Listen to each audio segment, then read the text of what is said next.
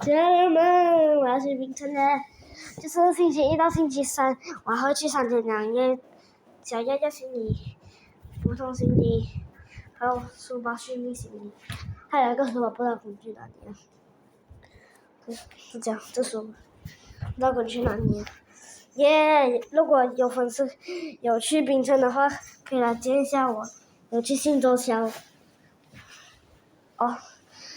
如果到明天我会发布量子讲去那些几点到几点，去那些什么地方，比如信州桥肯定有去玩，还有一些地方可能也是有去，但是我有个东西要跟你们讲，就是我会跟你们讲时间，比如信州桥几点到几点我会去，几点开始我会去，所以粉丝们记得去信州桥